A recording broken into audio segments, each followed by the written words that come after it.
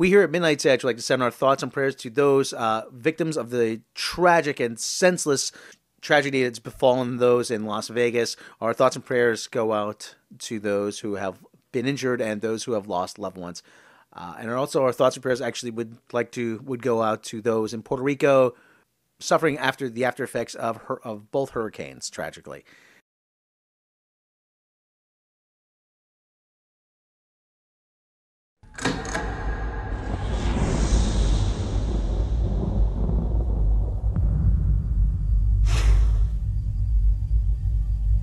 Good evening, ladies and gentlemen, boys and girls, children of all ages. It is time once again for another episode of Midnight's Edge After Dark. With me, as always, is Mr. Tom Connors. How you doing? Thank you for having me, and I'm doing fantastic. How about yourself?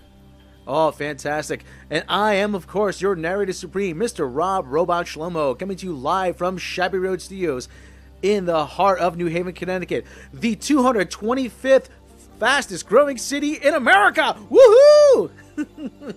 Yeah, nice to see we set those goals nice and low. We can meet them, right, Tom? Every week you have a new goal, at least.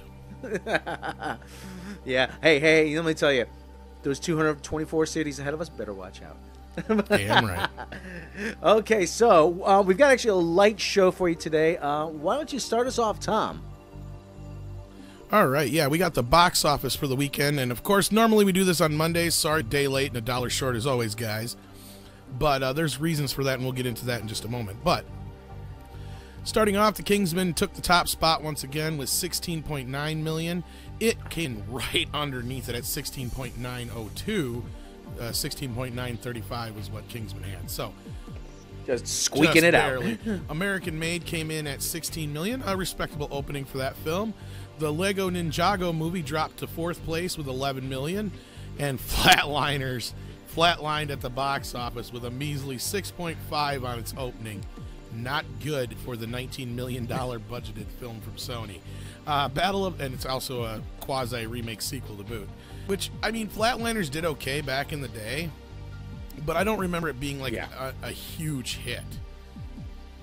No, it wasn't.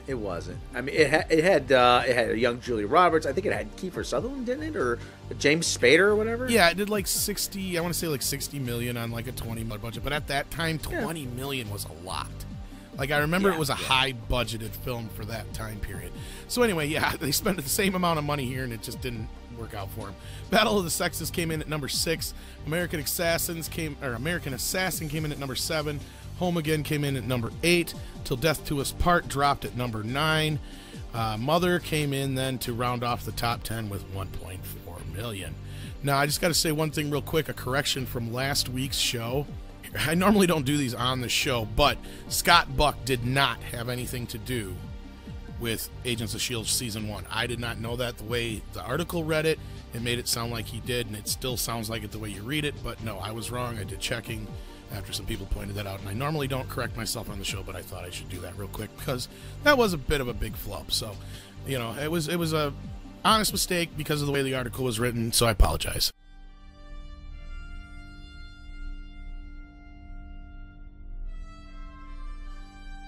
Space, the final frontier.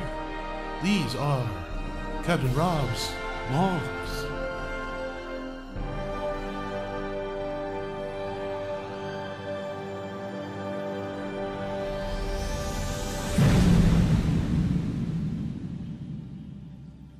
Rob, I think you had some Trek logs for us, did you not? Yeah, we have a little bit of news in the Trek log. Just a little bit. So, CBS is claiming that they have doubled their all-access revenue. Woohoo! Happy days are here again. No, not really. But, yeah, so they're claiming, they're not releasing any numbers, but they are claiming to have doubled their all-access revenue, which to me is a little suspect because if you have a $1 and you somebody gives you another $1, you have now doubled your revenue. Right. Actually. And Rob and I, we took our shoes off and we counted our fingers and toes and we did some math, which we're not usually used to doing, but we did some. And the way we kind of figured out We were probably right about that 150 to 200,000 subscribers. Yeah. What we've been able to find is actually CBS had about maybe 150,000 to 100,000 subscribers to All Access initially, and the numbers we've been hearing is that they picked up another 150,000, another 100 to 150,000 subscribers, and because of the way it works, you have to pay for the month up front. Isn't that correct? Whenever they bill you for a month right up front. They had that free month, remember? So I'm sure a lot of these people aren't even paying for a month. They're pro bono, as it were. But that actually kind of works out with the math we did. Exactly. And not only that, if you listen to our upcoming Star Trek Roundtable where we talk about the latest episode of Discovery, we'll talk a little bit more about that, which is one of the reasons why we're a little late this week. So I don't know if you wanted to talk a little bit about that quick, Rob, and then we can move on to the roundup. We just have a special episode 3 Midnight's Edge Roundtable coming up about centered on the third episode of Discovery, or as they call it, the second pilot, which they should have made the pilot to begin with. So anyway, so that's going to be coming out up on the main channel. You stay tuned for that. We'll link it to that when it goes live, as the kids say. So, Rob, there's a rumor you got some stories for us in the roundup. What do you got? Yeah. Ladies and gentlemen, for the roundup. Yes, ladies and gentlemen, like I said, we said it was going to be a lean, mean show this week, so we're going to jump right into the roundup. Okay. I don't know, are you a fan of Jimmy Kimmel? Actually, yes, I am. I've been a fan of him since The Man Show. Yeah, I used to love The Man Show, actually. And actually, this is appropriate. Jimmy Kimmel, the story comes from Variety. Jimmy Kimmel and his brother Jonathan Kimmel are developing a new multi-camera comedy series for Fox. The series is titled, appropriately enough, The Nepotist. The series would follow a guy by the name of Tom Primo, who's had enough of keeping his mother, son, daughter, and ex-wife employed. But he's got too much heart and guilt to fire them. Josh Dixon is the answer to all of Tom's problems. He's smart, hardworking, kind, and just the guy to supervise the most volatile and least qualified co-workers on Earth. So that's the premise. Jonathan Kimmel will serve as writer and executive producer. Jimmy will serve as an executive producer. Jimmy's Meadowlark Lane Productions will produce in association with 20th Century Fox Television. Sounds interesting. Okay. Yeah, Jimmy Kimmel is a pretty funny guy, so okay, I'll give it a whirl. I don't know. So, moving right along, second item in the roundup. Familiar with actress Jenny Slate from Saturday Night Live? A little bit. Well, Variety is reporting that she might be joining the Venom movie. We actually, on the last show, we actually said that Michelle Williams, who is debatable or not whether or not she's an A-list actor or actress, and it says that, according to Variety, Jenny Slate is in negotiations to join Tom Hardy in Sony's Venom movie. Michelle Williams and Riz Ahmed are also on board, with Ruben Fleischer directing. Sony had no comment on the casting. Sources say Slate will play a scientist in the film. You know who really is an A-list actor? Tom? Robot Shlomo Gallo? No. Yeah, an A-list actor is Salma Hayek. Well, and I'm of just course. saying that just as an excuse for you to use another Salma Hayek still. I'll find a good on one. the feed. Okay. Giggity. But anyway. Moving right along, and like I said, we had a lean, mean fighting machine of a roundup. Joachim Roning is in talks to direct Maleficent 2. I always had a problem pronouncing that. Maleficent, but it's Maleficent, isn't it? Yeah, you're right, but that first name, I don't care if you got it right or not. That sounded awesome. Joachim Roning. This comes from Deadline. They're billing it as an exclusive, and by the time we get done with it, it will no longer be one. Joachim Roning, who helmed Jerry Bruckheimer's Pirates of the Caribbean, Dead Men Tell No Tales for Disney, is in talks to direct another Disney Temple franchise, the sequel to the studio's 2014 worldwide box office hit, Maleficent. Angelina Jolie confirmed to Deadline last month that she will return as the lead character based on the Nemesis first introduced in the Disney Studios' 1959 fairy tale Sleeping Beauty. The project is expected to go before the cameras in the first quarter of 2018. So, I didn't see Maleficent. I believe I've seen Sleeping Beauty, but always good to see Angelina Jolie in something. I did not like Maleficent, but I like the South Park version of Wicked. That was my favorite. So, but anyway, the South Park version of anything is better. Exactly. Anyway, that is the roundup for this week. And unfortunately, we have very, very, very sad news. A major talent from the music world, sadly, has left us suddenly. From both, all over. He's been in films, been on television, not a ton, but he's had a lot of influence on films, and especially when you think of movies like Jerry Maguire. Where would that movie be without the free-falling scene? You know what I mean? And Fast Times at Ridgemont High. Yep. Tons and tons of soundtracks. Did the entire soundtrack for She's the One, I think it was. Yeah. But no, I was really hit hard by this, and I'm sure a lot of you guys out there were too. Only 66 years old. We lost Tom Petty yesterday, of course, of Tom Petty and the Heartbreakers. This one did hit us pretty hard. I have never gotten a chance to see him in concert. Rob did, but some of the first few songs I learned how to play on guitar were Tom Petty songs, and I grew up with Tom Petty, so yeah, this is another rough one. So, Rob? Yeah, actually, I saw Tom Petty back in 1989 at Lake Compounce in Bristol, Connecticut. Full Moon Fever, baby. Full Moon Fever, yes, which is right across, believe it or not, Lake Compounce is right across the street from ESPN.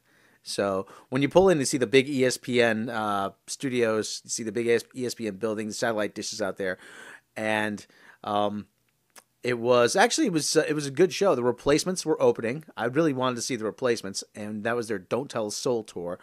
And they came in. I missed the first 3 songs of the Replacements, sadly. But Tom Petty actually played roughly about an hour 45 minutes, and the thing I remember is he ended on no encore. He played "Run It Down a Dream," and the lights came up, and there was no encore, which was kind of unusual, but it was a good show. And Tom Petty actually had this weird thing where even if you didn't own any of his albums, you knew every song. You knew every single song because you heard them enough times between television and the radio and other movies and everything else. You knew every single song he was doing, and like I said, it's sad, and especially the way that he left us so suddenly. So it really is. Right. He was a very accessible artist. He spanned a lot, no matter what your general taste was in music, chances are he was one of those artists that most people liked. You didn't find too many people who didn't like Tom Petty, you know what I mean? And like you said, even if you weren't that familiar with him or you didn't own one of his albums, you definitely knew at least 1 or 2 of his songs. He's had a career that spanned over like 4 decades now at least. The 70s, 80s, 90s, aughts, and aughts too. So 5 decades. Member of the Rock and Roll Hall of Fame too, actually. And actually, Tom Petty, he worked with some major, major talents in the music industry.